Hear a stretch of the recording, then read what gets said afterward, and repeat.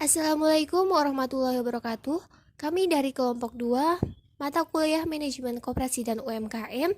Di sini kami akan mempresentasikan hasil kerja kelompok kami mengenai pendirian dan keanggotaan koperasi. Adapun nama anggota kelompok kami yang pertama Nafa Amalia Rahmadiani, yang kedua Lulu Anissa, yang ketiga Nuril Habibah, dan yang keempat Fardan Rindang. Topik yang akan kami bahas di sini yang pertama pendirian koperasi dan yang kedua keanggotaan koperasi. Untuk penjelasan yang lebih lanjut, kita lihat slide yang berikutnya.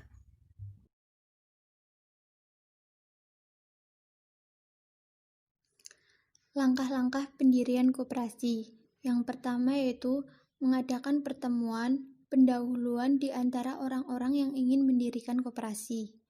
Yang kedua, mengadakan penelitian mengenai lingkungan daerah kerja koperasi. Yang ketiga, menghubungi kantor departemen koperasi setempat. Yang keempat yaitu membentuk panitia pendirian koperasi yang bertugas mempersiapkan anggaran dasar dan anggaran rumah tangga. Yang kelima, mengadakan rapat pembentukan koperasi, memilih pengurus, pengawas, dan menetapkan ADART. Yang terakhir yaitu mengajukan permohonan status badan hukum. Umum seperti di koperasi. Nah, di dalam koperasi itu harus memiliki sebagai anggota koperasi itu harus memiliki minat yang besar supaya koperasi ini dapat menjadi koperasi yang baik, bagus bagi masyarakat. Tuh. Yang kedua yaitu memiliki peranan dan tugas koperasi. Nah, untuk apa? Nah, itu untuk mewujudkan demokrasi, ekonomi, dan mempertinggi taraf hidup rakyat. Yang ketiga, yaitu memiliki keberanian, keuletan, dan keyakinan akan keberhasilan dalam suatu koperasi ini untuk mencapai masyarakat yang adil dan makmur. Nah, yang terakhir yaitu memiliki integritas yang tinggi. Nah, maksud dari integritas yang tinggi ini bagi pelopor yang persyaratan bagi pelopor ini yaitu harus memiliki komitmen dan sikap-sikap yang bagus untuk koperasi ini supaya koperasi ini menjadi koperasi yang berhasil tuh.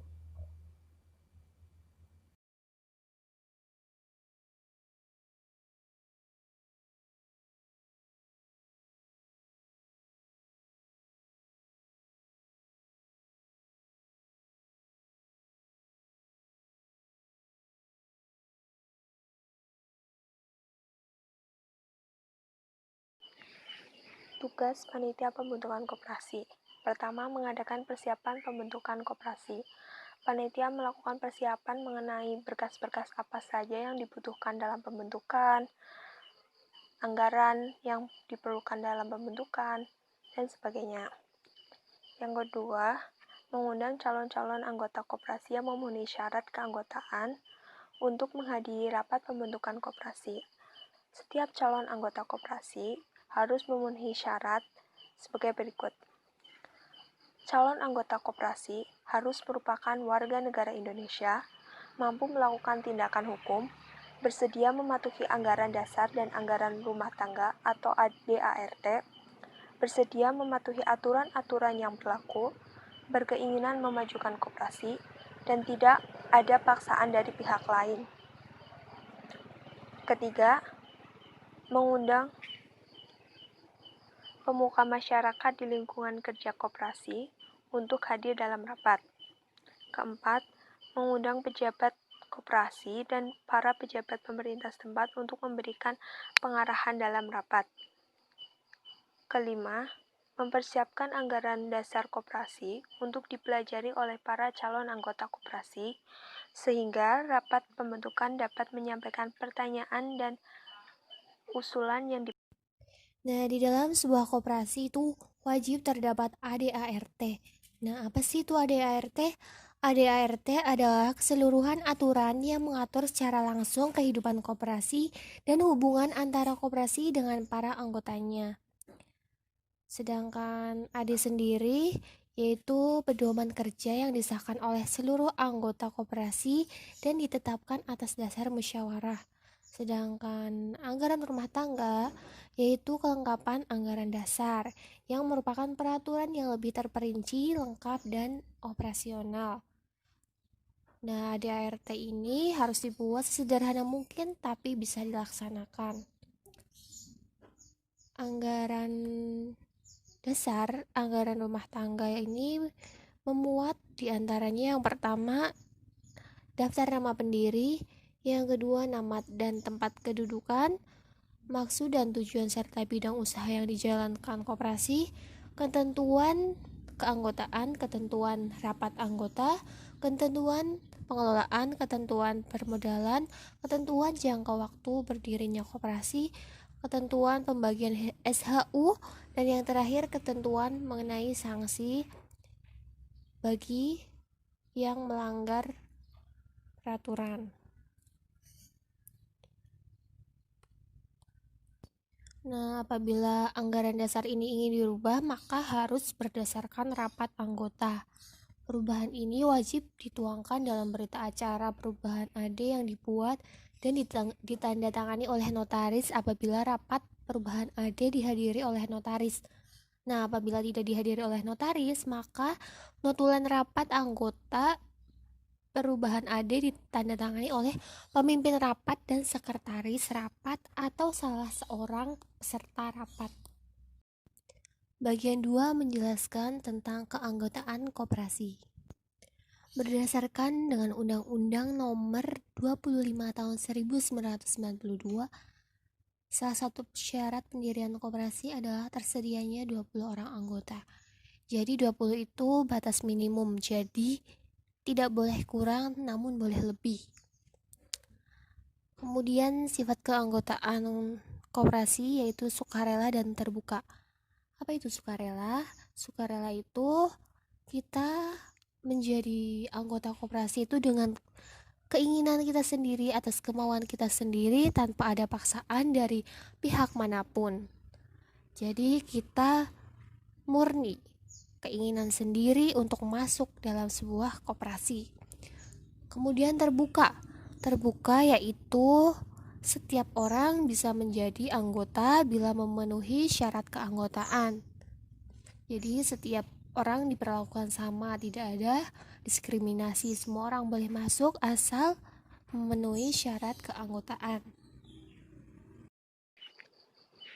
Kewajiban anggota koperasi. Pertama, memenuhi AD dan ART koperasi, serta mematuhi dan melaksanakan semua keputusan yang telah disepakati bersama dalam rapat anggota. Kedua, berpartisipasi pada usaha yang diselenggarakan oleh koperasi. Contohnya seperti anggota melakukan pembayaran simpanan pokok dan simpanan wajib. 3. Mengembangkan dan memelihara kebersamaan berdasarkan atas asas kekeluargaan. Oke, selanjutnya yaitu mengenai hak anggota dalam keanggotaan koperasi. Nah, di dalam koperasi, anggota sudah memiliki hak-hak apa saja sih yang sudah dia miliki. Nah, di dalam setiap anggota koperasi seperti tercantum di dalam pasal 20 ayat 2 UU nomor 25 tahun 1992 dapat disimpulkan sebagai berikut. Nah, yang pertama yaitu anggota untuk hak anggota yaitu untuk menghadiri atau menyatakan pendapat dan memberikan suara dalam rapat. Nah, yang kedua yaitu memilih atau dipilih menjadi pengurus maupun menjadi pengawas. Dan yang ketiga, meminta diadakan rapat anggota menurut ketentuan anggaran dalam anggaran dasar. Yang berikutnya yaitu mengemukakan pendapat, saran, kepada pengurus di luar rapat anggota, baik di mana tindakan. Nah, selanjutnya yaitu memanfaatkan koperasi dan mendapat pelayanan yang sama di antara sesama anggota. Nah, jadi di dalam koperasi itu harus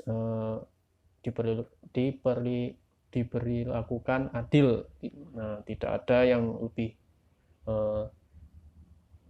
yang satu lebih banyak atau yang satu lebih kecil. Nah, di dalam koperasi ini harus adil. Gitu. Nah, yang kelima, yang terakhir yaitu mendapat keterangan tentang perkembangan koperasi. Nah, itulah hak-hak anggota dalam koperasi. Anggota koperasi dinyatakan berhenti sebagai anggota koperasi dikarenakan empat sebab. Yang pertama yaitu meninggal dunia, yang kedua yaitu meminta berhenti atas kehendaknya sendiri, yang ketiga yaitu diberhentikan karena tidak memenuhi syarat keanggotaan, yang keempat yaitu dipecat karena tidak memenuhi kewajibannya sebagai anggota.